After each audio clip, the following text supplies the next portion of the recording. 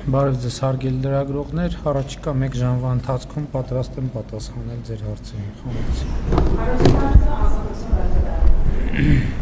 Պարոն վարչապետ, ես ուզում եմ հարցնել հայկական երկաթուղու կառավարման հետ կապված զարգացումներից, վերջին ամիսներին ինչ-որ նոր զարգացումներ այս թեմայով կան թե չէ ռուսական կողմի հետ, որովհետև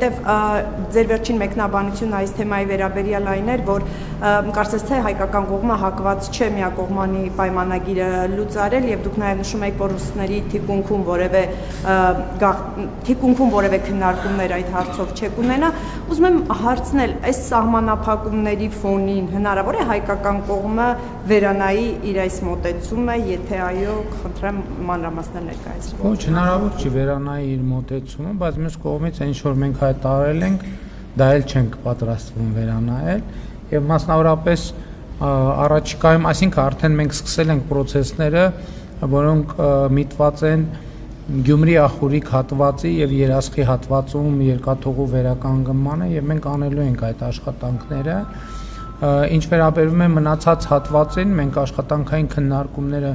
շարունակելու ենք, այդ թվում Ռուսաստանի մեր գործընկերների հետ եւ մեր դիրքորոշումները չեն փոխվել եւ չեն փոխվելու։ Ոչ թե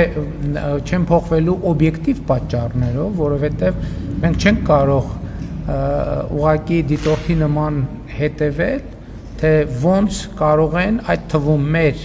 գործողություններ չձեռնարկելու պատճառով միջազգային երկաթգծերը գալ մտնել Հայաստան եւ Հայաստան մտնելով էլի շրջանցել Հայաստանը, դա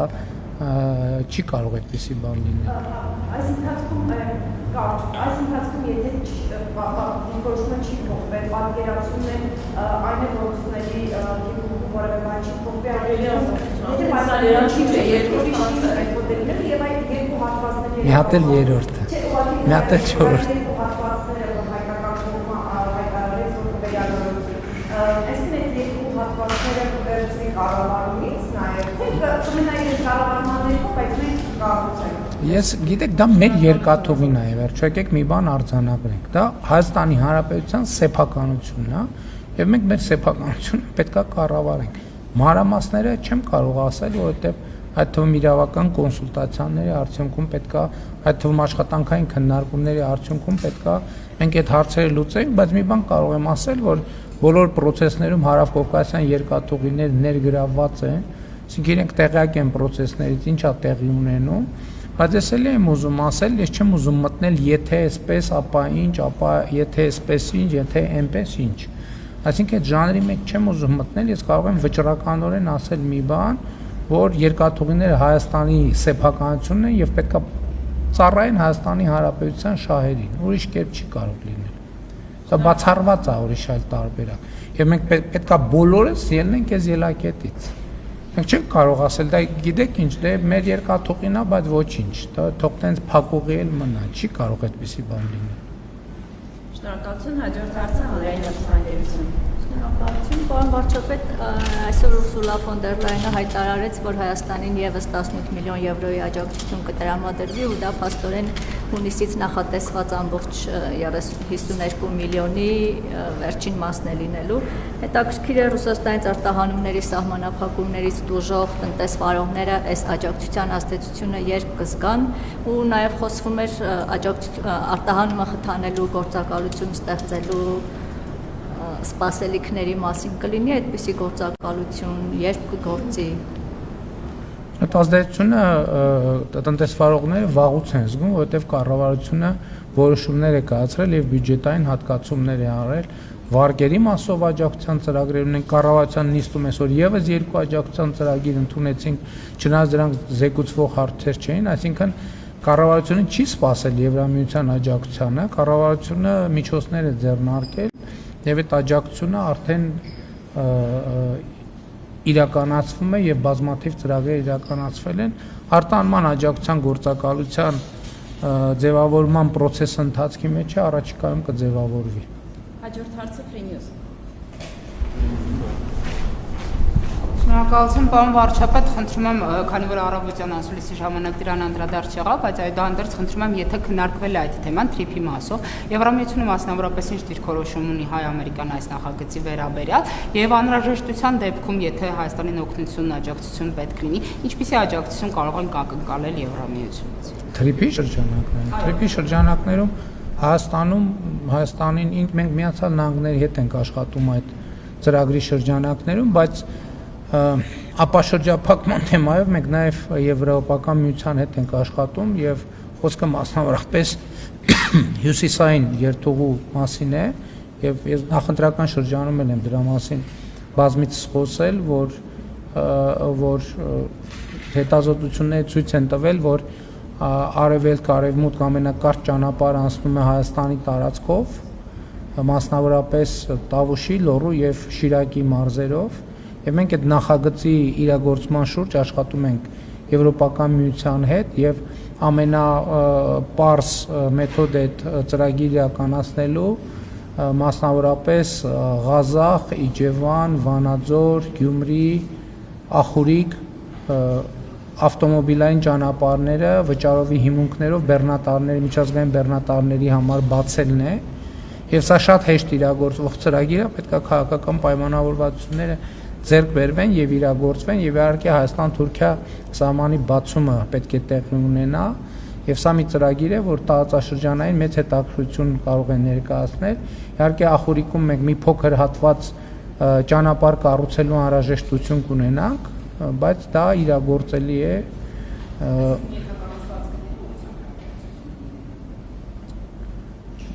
Ինչի հետ կապված դուք TRIP-ի մասին հարցրեցիք, ես ասում եմ TRIP-ի հետ կապված Միացյալ Նահանգների հետ ենք աշխատում, այսինքն TRIP-ը մի կողմ, TRIP-ի հետ կապված կոնկրետ ներգրավվածություն Եվրոպական միությունը չունի։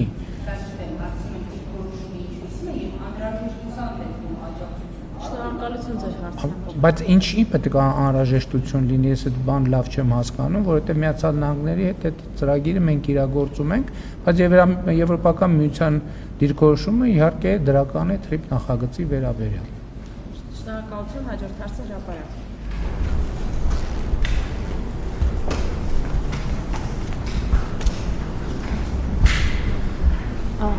Պարոն Փաշինյան, Սահմանադրական դատարանը հուլիսի 4-ին հրապարակելու է որոշումը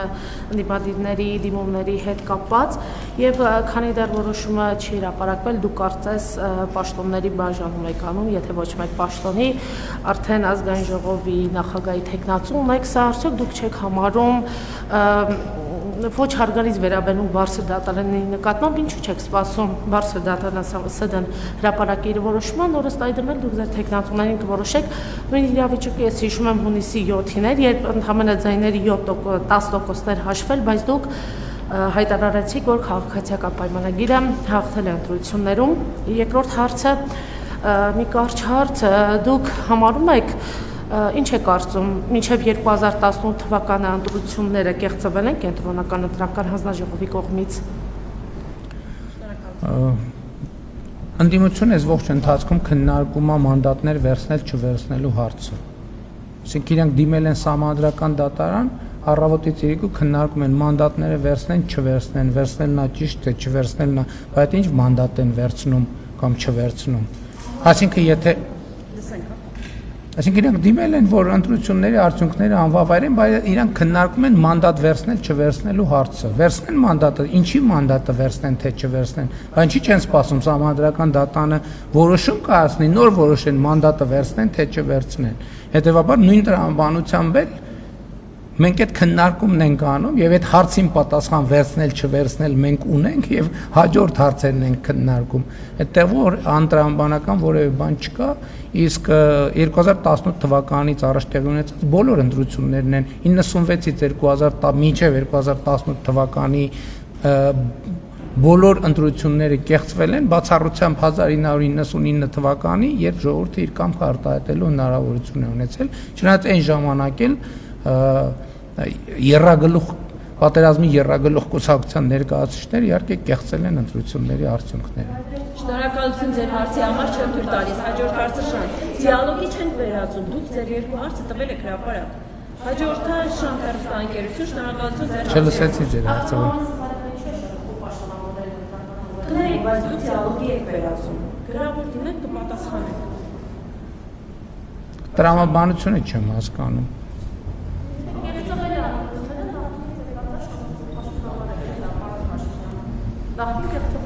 Այսինքն ինչ հիմա գնացեք դպրոցների սպորտ դպրոցների բանահատակները քանդեք, տեսեք քվյաթերթիկ կգտնեք, թե չէ, կամ կարող է Սևանա լճի վրա բանը քվյաթերթիկներ են լողում։ Ասենք ոնց որ բան անեք, հարցնեք արևելքից է դուրս գալիս, թե արևմուտքից, իսկ եթե արևելքից է դուրս գալիս, ինչի է Սմբատյանը պաշտոնավարի։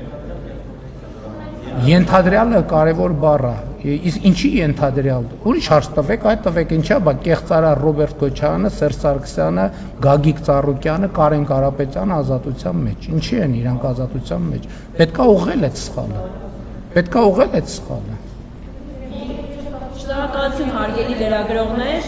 այն լրագրողները, որոնք կարգը կխախտեն, Ես չեմ ասում։ Գիտեք ինչ, այդ ասելով չի։ Այդ ասելով չի։ Այդ ոչ իմ, ոչ ընդդիմության, ոչ էլ որևէ մեկի ասելով է։ Ժողովուրդը գիտի իր ձայնը կեղծվել է, թե չի կեղծվել։ Ժողովուրդը պետք չի ինձ հարցնել, պետք չի սուրճի բաժակ շրջել։ Ժողովուրդը գիտի իր ձայնը կեղծվել է, թե չի կեղծվել։ Այսօր էլ ժողովուրդը գիտի իր ձայնը կեղծվել է, թե չի կեղծվել։ Եվ այսօր ժողովուրդը ինքը իրանով արտահայտում է դիրքորոշում իր ձայնը կեղծվել է, թե չի կեղծվել։ Այսինքն այդ ինչ բան կոֆեի բաժակ պետք է նայենք, իմանանք ժողովրդի ձայնը կեղծվել է, թե չի կեղծվել։ Ժողովուրդը գիտի այս շենքում իր ընտրած մարդն է, թե իր ընտրած մարդը չի։ Եվ որ այս շենքում իր ընտրած մարդը չի, ժողովուրդը դա դրսևորում է։ Եվ դա դրսևորել է իմ ասած բոլոր դեպքերում։ Եվ կդրսևորի ցանկացած ուրիշ դեպքերում։ Ժողովուրդը այսօր երեգել էր վստահ, այսօր էլ է վստահ, որ այս շենքում իր ընտրած մարդն է։ Եվ այս շենքում 2018 թվականից հետո միշտ լինելու է իր ընտրած մարդը։ Հիմա այդ երրագլուխ ուզում է վերև թռնի, ուզում է ներքև ինչի, ուզում է գլուխ տա պատերին, այս շենքում լինելու է ժողովրդի ընտրած մարդը։ Եվ այս շենքում աշխատում է ժողովրդի ընտրած մարդը։ Շնորհակալություն Շանթ։ Վարչապետ հաշվի առնելով Ռուսաստանի վառելիքի շուկայում վերջին սահմանափակումները, մատակարարման ռիսկերին վերաբերող զարգացումները, նաև մեր տնտեսագետների գնահատականները, որ մեր ներմուծումը շուրջ 90%-ով Ռուսաստանից է արվում, կառավարությունը արդյոք ունի գնահատական բենզինի դիզվառելիքի հնարավոր դեֆիցիտի կամ գնային կտրուկ տատանումների վերաբերյալ եւ ինչ կանխարգելիչ քայլեր են նախատեսվում ներքին շուկայում կայունությունն ապահովելու համար։ Շնորհակալություն։ Հիմա տեսեք, որ ասում էի անկախությունը քչերից կախվածությունը փոխարինելն է շատերից կախվածությամբ, ինչ նկատի ունեի։ Չէ, տեսեք աշխարհում ինչեր տեղի ունեցավ։ Բայց Հայաստանի նավթամթերքի շուկայում տեղի չունեցավ այն, ինչ որ նախկինում տեղի էր ունենում, երբ որ ինչ որ մեկը փռշտում էր, Հայաստանի նավթամթերքի շուկան բաներ, ցնցումների էր ենթարկվում։ Մենք վաղուց նախապատրաստվել ենք դրան մոնոպոլիաները վերացնելով։ Եվ Հայաստանում այսօր տասնյակ բենզին ներկրողներ կան, նոր ներդրումներ կան, նոր բենզալցակայանների ցանցեր կան, հներն է գործում են, եւ շուկայական կարգավորումներով այդ հարցը կարգավորվի, մենք համոզված ենք։ Շնորհակալություն։ Չէ, գնի բարձրացումը գլոբալ վիճակի հետ է կապված, այսինքն նավթամթերքի շուկայում գների գլոբալ ազդեցությունից մենք չենք կարող զերծ մնանք։ Այլ բան, որ հիմա մենք նաև տեսանք Պարսից ծոցում տեղի ունեցող իրադարձությունների համատեքստում, որ շատ թե քիչ բալանսավորված է։ Այդ մարդիկ, որ հայրենասիրական մղումներով ասում են, վայ Ադրբեջանից բենզին ու դիզվառելիք են բանանում, ներկրում, այդ մարդիկ կուզենային, որ Հայաստանում տենց էլի ամեն փռշտոցից կոլապսերներ, իրանք է դոշ ծեծեին, ասեին, այդ տեսեք եւ այլն եւ այդպես շարունակ։ Եվ փողեր հավաքեին, գեներացնեին հայրենասիրական մղումներով ժողովրդի գրպանից, որ հետո տանեին էլի ընտրակաշարք բաժանեին։ Ավարտվել այդ ժամանակները։ Շնորհակալություն, հաջորդը հայկական ժամանակ։ Պարոն վարչապետ, նույն համատեքստում ընդդիմադիր падգամավորներից մեկը քիչ առաջ պնդում արեց, որ եթե Ադրբեջանից Հայաստանը գազ առնելու ճանապարհով գնա, գազ գնելու, դա կախվածության մեջ է դնելու Հայաստանին Ադրբեջանից, բայց հիմնական հարցս նրա մասին է, որ Արթուր Խաչատրյանը մեղադրեց ձեզ, ասելով, որ Ուրսուլա ֆոն դեր Լայնի հայտարարությունը աշխարհաքաղաքական կուրության մասին է եւ տնտեսությունը տանում եք աղետի։ Իդեպ նախընտրական շրջանում նաև Ռոբերտ Քոչարյանն էր հայտարարում, որ տնտեսական կոլապս է լինելու, սով է լինելու եւ տնտեսությունը տանում եք աղետի եւ նաև Ռուսաստանի վարչապետի հետ հեռախոսազրույց եք ունեցել, ինչ մանրամասներ կարող եք հայտնել, արդյոք տնտեսական հարցերի շուրջ քննարկումներ եղել են։ Ну, ուրիշ մարդ էլ կար։ ԲՀԿ ղեկավարը, որ ամբիոններից ասում էր, որ սով է լինելու, իրանց դեպքում չեն բացառում, որ սովի սպառնալիք կա։ Հայաստանի Հանրապետության դեպքում նման սպառնալիք չկա։ Այդ պատերազմի եռագլուխ կուսակցությունը իրանց նեղ մերձավոր շրջապատը չեն բացառում, որ սովի սպառնալիքի առաջ կանգնել։ Ես նախկինում էլ բան եմ արել, ահազանգել եմ նրանց բոմժը դառնալու վերահաս վտանգի մասին, բայց Հայաստանում նորմալ սոցիալական ծրագրեր կան եւ բանտերում էլ բանի սննդի մատակարարման նոր բավականին որակյալ համակարգ կա, այնց որ յոլա կգնան։ Հաղորդագրության մեջ տրվել այն, ինչ որ կարող ենք ասել, եթե այլ մանրամասներ կլինեն հրապարակի։ Շնորհակալություն։ Ուրսուլա ֆոն դեր Լայանը եկել է, ես չհասկացա, $18 միլիոն, հա, դա տվել է այս արտահանման խնդիրները լուծելու համար, թե ինչ նպատակով, թե ժողովրդավարական արժեքների օրինակ զարգացման, կարծում եմ օրինակ, որ հետո մի երկու արկղ իրան տաներ ԱԳ-ին էլի օգնած կներ, որտեվ ամեն դեպքում այդ գումարներով ռուսական այդ սանկցիաների խնդիրները չեն լուծում արտանողների, բայց ժողովրդավարության կոնտեքստում ուզում եմ մի բան ասել, այսքան տարի մենք Հայաստանում անկախ ավտորիտար է եղել, կիսա ավտորիտար մեր իշխանությունը Հայաստանում միշտ Ադրբեջանի նախագահին անվանել ենք բռնապետ եւ մենք որպես այսպես դրոշակակի ժողովրդավարության բաստիոն իսկապես հանդես ենք եկել տարածաշրջանում։ Ինձ հետաքրքիր է դուք Իլհամ Ալիևին ինչպեսի ղեկավար եք գնահատում, ժողովրդավար ղեկավար է նա, թե այնուամենայնիվ բռնապետ է։ Եվ եթե ձեզ հետ համատենք, եթե ժողովրդավարը, ապա դուք եք ավելի ժողովրդավար, թե Ալիևը, իսկ եթե բռնապետ է, ապա դուք եք ավելի բռնապետ, թե Ալիևը։ Եվ Ուրսուլա ֆոն դեր Լայանը Հայաստանում ժողովրդավարության մասով ինչ կարծիքները, ինչ գնահատական ունի, օրինակ երբ որ տեսնում եմ, որ դուք ամբիոնից ուղիղ ցույցում եք տալիս դատախազին, դատավորներին, դատական համակարգին, կասկածի տակ եք դնում դատարանների որոշումները, Տիկին ֆոն դեր Լայնը օրինակ այս մասով ինչ որ կարծիք հայտնել է, օրինակ լավ եք անում, վատ եք անում որպես բաստիոնի ղեկավար ժողովրդավարության։ Մի բան էլ Ալեն Սիմոնյանի մասով։ Այսօր հետաքրքիր ինֆորմացիա ինձ տվեցին, ինձ հայտնեցին Ալեն Սիմոնյանի այս թիմից մեկ ուսանալու, նրան այսպես լուսանցք մղելու հետ կապված, չգիտեմ, իր հետ կապված օրինակ գուցե Ռուսաստանի դեսպան նշանակելու պլաններ ունենա կամ այլ։ Ինձ ասացին, որ ձեր կինը Աննա Հակոբյանն է նաև դերակատարում ունեցել, որ Ալեն Սիմոնյանը այսպես քաղաքական process-ներից դուրս կա, ինչ որ հարցով զայացած է եղել օրինակ հիմնադրամի հետ կապված, որ քննադատել է եւ այլն Սիմոնյանը, եւ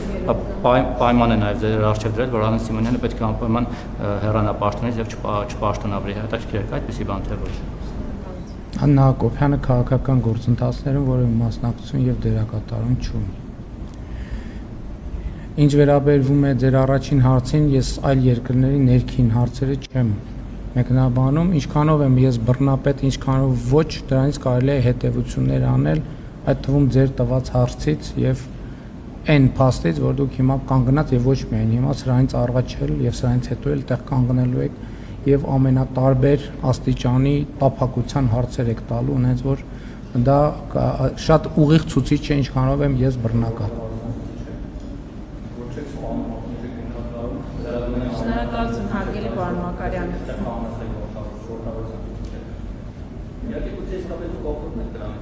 Պարոն Մակարյան, մեր մյուս լրագրողները նույնպես հարցեր ունեն։ Շնորհակալություն իրավապաններին։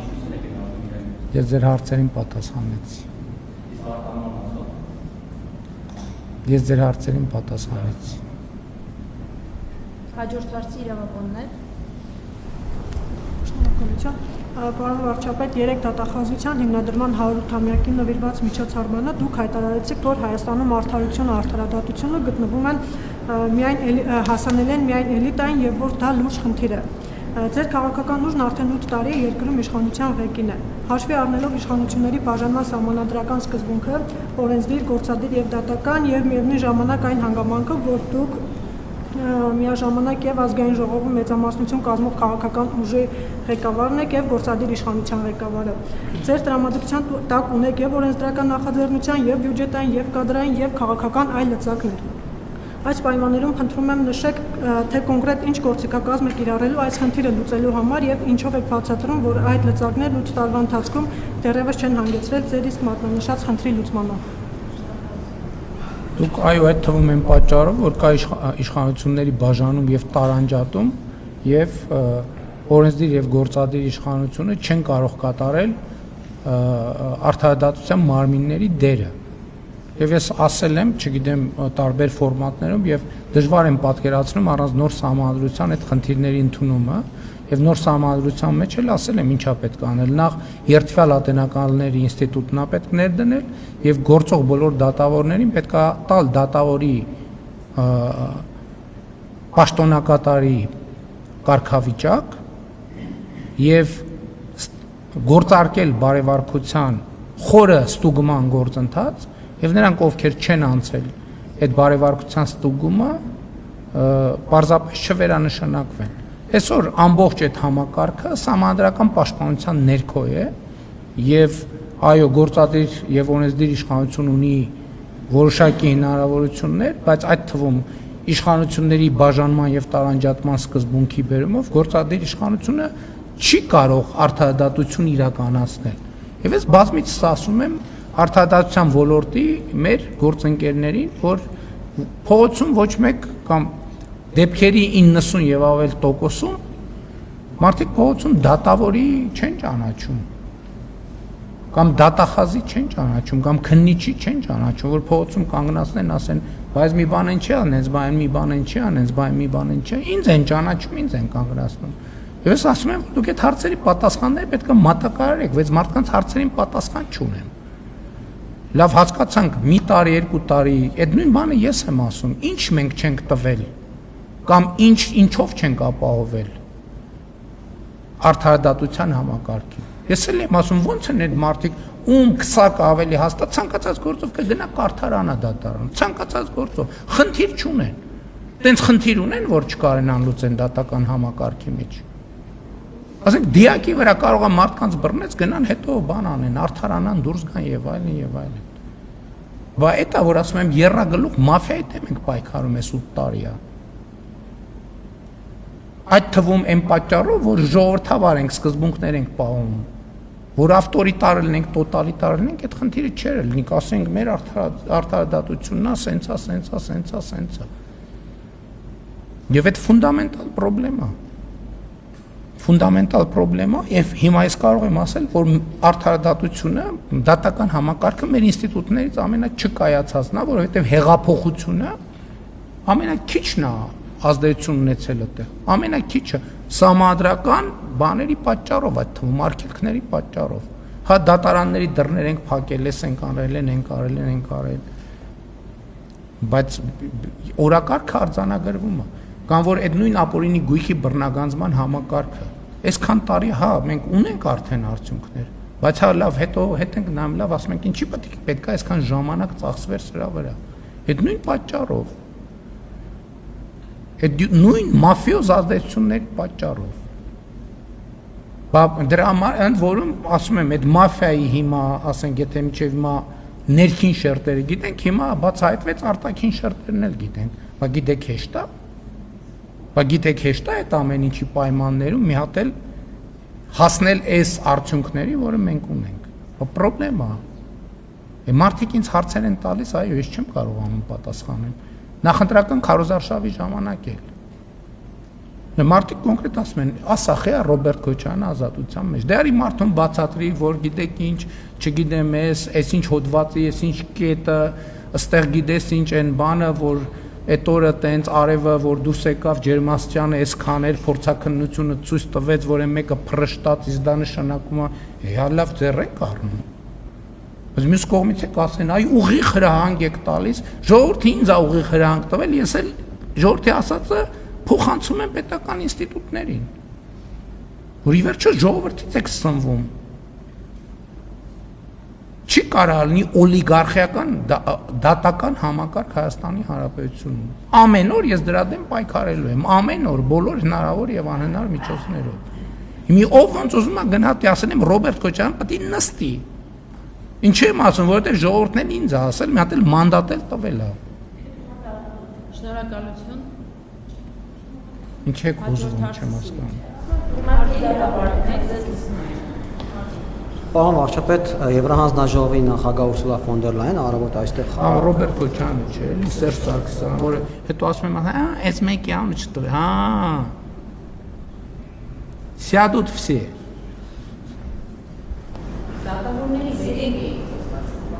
Խոստացել է, այդ թվում սահմանադրական սահմանափակումների պատճառով չեն կարողանում անել։ Արգելի լրագրողներ, այս լրագրողների հարցերի քոչեցման կարգը որոշում ես դատարանից էքսպերտիզը սիրիկա հարցեր։ Այդ ինքն է բռնապետական ռեժիմ սահմանում է դիշ։ Մյուս անգամ իրեն եք այդ հարցը տա։ Պարոն վարչապետ Ուրսուլա ֆոն դեր Լայենը հայտարարեց, որ Լրիվ բռնապետական երկիր է, ակնհայտ է, ակնհայտ։ այդ բռնապետությունը կորսում։ Խոսքի ազատությունը Ապակա Էսա բան լրագրողների նկատմամբ հետապնդումներ, բան եւ այլն։ Ուրսուլա ֆոն դեր Լայենը հայտարարեց, որ ներկայացրել են առաջարկ ինքնաբար առևտրային միջոցների վերաբերյալ։ Սա նշանակում է, որ այդ միջոցները կազատականացնեն Հայաստանի արտահանումների մոտավորապես 80%-ը դեպի Եվրամիություն, այսինքն մեծ հետ առևտրի շուրջ 80%-ը այլևս մաքսատոքի ենթակա չի լինի, սա ֆոն դեր Լայենի խոսքից հատված է։ Պարոն վարչապետ, մի փոքր մեզ ծանոթ բան է ինքնաբար առևտրային միջոցներ ասվածը, խնդրեմ մի փոքր ներկայացնեք թե դա ինչ է ենթադրում, որովհետև չնայած կա ժամանակին մի քանի նամակ արդեն ստացել եմ, մարդիկ ասում են արդյոք այդ ապրանքատեսակների բոլոր ապրանքատեսակների մասին է խոսքը, թե օրինակ այն ապրանքատեսակների, որոնք Ռուսաստանն է հենց արգելել։ Եվ արդյոք դա ինչ որ X ժամանակաշրջան է տևելու, թե այդ ըստ էության արտոնությունը օրինակ երկարաժամկետ է կամ հավերժ գուցե։ Ну, այդ ապրանքների ցանկը շատ մեծ է։ Եվ ասվեց նաև, որ օրինակ գյուղատնտեսական գյուղ մթերքի թարմ միրգ բանջարեղենի 99%-ին է դա վերաբերվում, 99%-ին, խմիչքների 90%-ին։ Եվ ինչա դա նշանակում, դա նշանակում է, որ առանց մաքսի ներմուծում է տեղ ունենալու Եվրամիության տարածք, այսինքն ազատ առևտրի ռեժիմով եւ մնացած մանրամասները արդեն տնտեսական փորձագետները կպարզաբան։ Ժամկետների մասին խոսքը չկա։ Այսինքն ժամկետային սահմանափակում նախատեսված չի։ Եվ ընդ որում մենք հիմա միակ երկիրն ենք, որ չունենք Եվրամիության անդամության տեխնացուի կարգավիճակ եւ նման արտոնություն ենք ստանում։ Ուրիշ նման երկիր չկա։ Եվ սա շատ էական փոփոխություն է եւ սա մեծ շանս է մեր տնտեսության եւ մեր տնտեսվարողների համար։ Միջայլոց մենք անդադ նախորդ իմիջայլոց հիմա ասեմ դուք տեղյակ եք որ մենք արտահանումը աջակցում ենք մաքսատուրքերի փոխհատուցման ծրագիր ունենք, այսինքն սկզբունքորեն հիմա այդ արտահանման ճանապարհները մենք բացել ենք եւ աջակցում ենք, բայց բնականաբար այս որոշման ուժի մեջ մտնելուց հետո, որը կտևի ինչ-որ մի ժամանակ, նաև մեր տնտեսվարողները պետք է ծանոթանան եւ ինչու՞ չէ նաև սովորեն Եվրամիություն ապրանք արտահանելու ընթացակարգերը, որպեսզի դա հնարավոր լինի գործնականում իրագործել եւ մենք հիմա պայմանավորվել ենք, որ նաև ծրագրեր կանենք տնտեսվարողների համար Եվրամիության հետ համատեղ, որպեսզի նրանք ծանոթացնենք բանին, այդ ընթացակարգերին, թե ինչպես է պետք աշխատել։ Շնորհակալություն, հաջորդ հարցը։ Շնորհակալություն, պարոն Փաշինյան, Հայաստանը շուտով միանալու է Թուրքիային, Ադրբեջանին, Հնդկաստանին, Պակիստանին, Ինդոնեզիային, Թայլանդին, Կամբոջային, Իրանին, Եգիպտոսին, Քենիային, Նիգերիային, Չիլիին, Կոլումբիային, Էկվադորին, Նեպալին, Լիբանանին եւ Ռուսաստանին, որտեղ պարտադիր է ԻՄԵ-ի կոդերի գրանցումը։ Ինչպես տեսակ, ցանկում բոլորը ոչ ժողովրդավար պետություններ են դուք սա ինչպես եք մեկնաբանում, արդյոք սա խնդրահարույց չի, որովհետև ոլորտի փորձագետները նշում են, որ սրանով մարդկանց անձնական տվյալներն է նույնականացվելու, թե որտեղ են գտնվում, ինչ հեռախոս են օգտագործում, ինչ համար են օգտագործում, սա է ձեր դուք նոր հեգնանքով էիք նշում, որ բռնապետություն է, բայց ըստ էության, եթե սրան են գնում, ըստ փորձագետների, սա բռնապետության դեպի բռնապետություն գնացող լավ օրինակ է եւ դատական ոլորտի հետ կապված բան վարչապետ Երվանդ Խունդկարյանը կարծեք թե ամենալավ օրինակն է, թե ինչպիսի վետինգ իրականացրեցիք, որովհետեւ դուք հայտարարեցիք, որ այն դատավորները, որոնց պատճառով մի այդ վճիռներ են ընդդեմ Հայաստանի Հանրապետության կայացվել, պետք է հեռանան կամ հեռացվեն, ձեր այդ հայտարարությունից հետո պարոն Խունդկարյանը նշանակվեց սահմանադրական դատանի դատավոր, ընդ որում ձեր քաղաքական ուժի խմբակցության կողմ քվեներով, սա ինչպես կմեկնաբանեք, սա է ձեր արած վետինգը։ Ուրեմն Հայաստանում կա բջջային հեռախոսների միլիարդների ստվերային շրջանառություն եւ պարզա որ այդ միլիարդները ստացողները հիմա այդ միլիարդների հարյուրավոր միլիոնները ծախսելու են լոբինգ անելու, որ այդ վա եսա մարդկանց անձնական տվյալները հավաքելու են։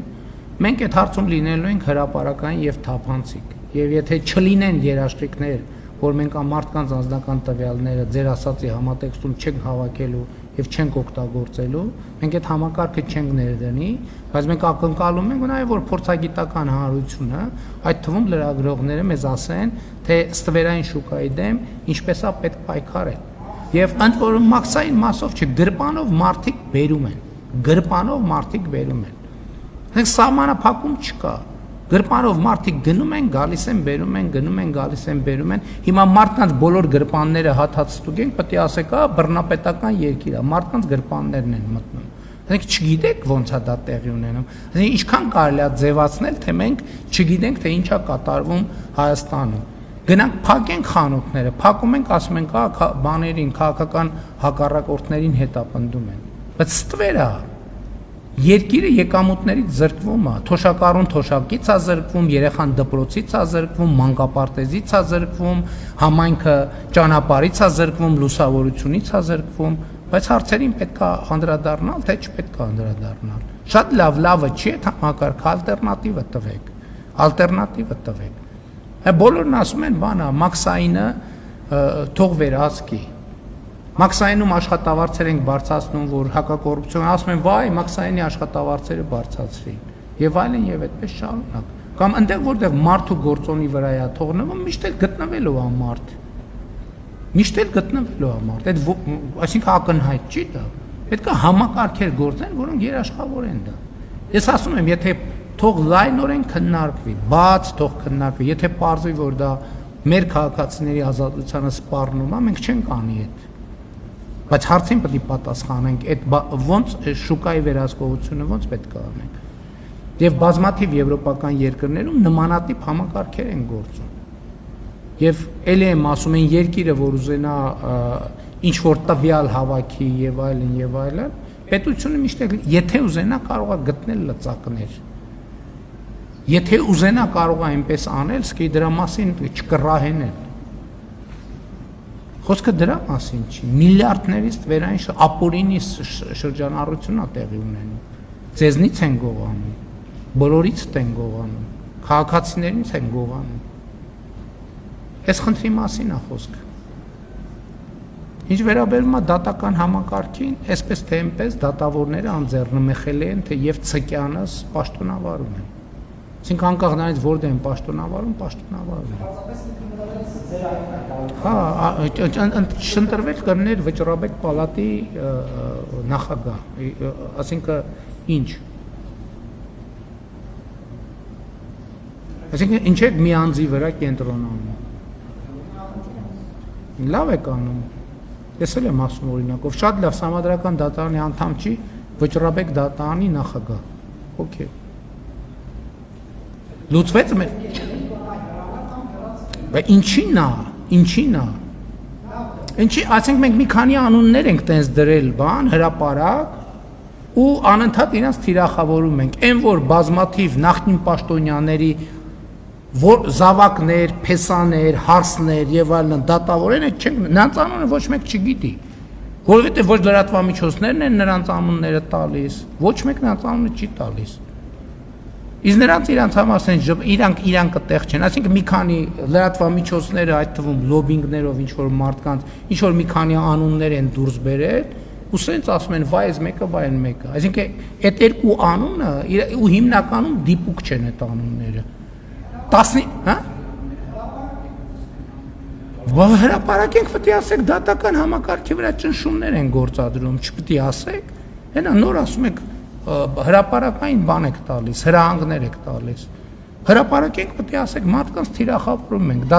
դատավորները պաշտպանված են։ Չեք ասելու կան հա բռնապետական ռեժիմ են սահմանում, դատավորներին ուզում են առնել վերահսկողության ներքո։ Բայց դուք գնացեք հետաքրքրվեք, ինչի չեք հետաքրքրվում։ Ում դուստրերն են, ում որդիներն են, ում փեսաներն են, ում հարսներն են։ Ինչի չեք անում։ Բա հետաքննեք։ Բա այդ եմ ասում, գուցե խնդրահարույց չեն, բա այդ ձեզ համար եւ ոչ միայն ձեզ համար խնդրահարույց չեն։ Պարոն Մակարյան, թույլ տանք մեզ գործընկերների հարցերը։ Լսեք, այդ ո՞նց է դուք գիտեք Աննա Հակոբյանը երբ ո՞նց է ջղայնացել։ Ինչ է ասել։ Ինչ տրամադրությամբ եւ ում է ասել որտեղ, բայց չգիտեք դատավորներից ով բարեկամն է։ Խելագարվելու բան։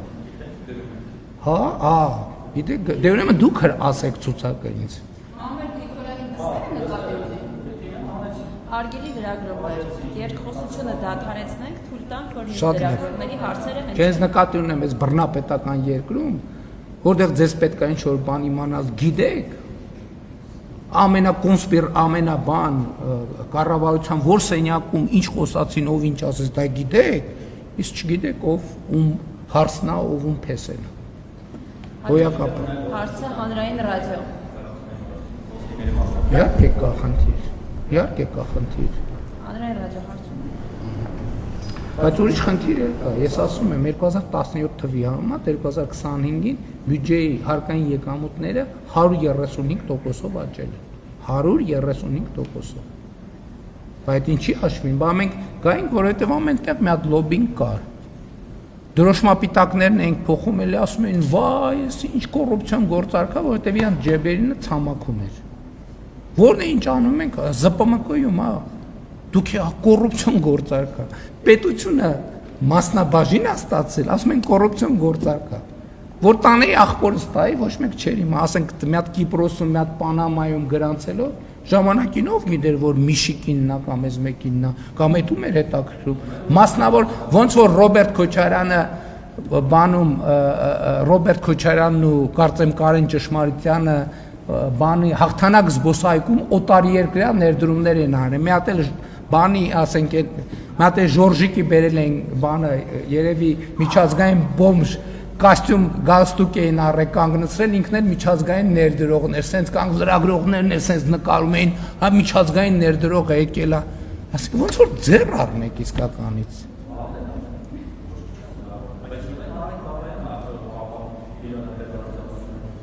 Ասում են,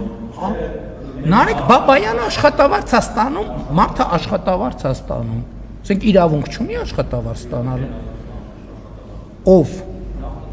նախկին տերը, Նարեկ Բաբայանը սեփականատերը, վարձու աշխատողը աշխատավարձ է ստանում։ Գալիս եք ասում եք նախարարը այս ինչ շենքում տուն է առել։ Լսեք Հայաստանի Հանրապետության 50,000 ընտանիք, ես ասեցի մի անգամ ասեցի հարցերը փակվեց, մի անգամ ասեցի սա պարզելու ենք լրագրողներից ով է տուն առել, վերջ էլ հարց տվող չեղավ։ Էսա դուք եք առնեք, դու դա նորմալ է, էսա դուք եք առնեք, ու դա նորմալ է, որովհետև բանի եկամուտ կառավարությունը էականորեն համաֆինանսավորում է, որ մենք չենք ուզում դուք ինչ առնեք, մենք հա չենք փակել, չենք փակել Չարենցավանում գործումը, Չարենցավանում հեսա քսարք են, հեսա քսարք են։ Լսենք հանրային ռադիոյի հարցը։ Պարոն վարչապետ, 2 ամիս առաջ հայտարարվեց Հայաստանում YouTube-ի մոնետիզացիայի մասին, ավելի վաղ դուք խոսել եք ձեր YouTube ալիքի բարձր դիտումների վերաբերյալ նշելով տվյալներ, կարող եք ասել այս ընթացքում, եթե ձեր YouTube ալիքը մոնետիզացված է, որքան եկամուտ եք ստացել եւ որքան հարկ է վճարվել Հայաստանի պետական բյուջե, եւ պարոն Փաշինյան, երկրորդ հարցս վերաբերում է բազմաբնակարան շենքերի կառուցապատողների եւ քաղաքացիների միջև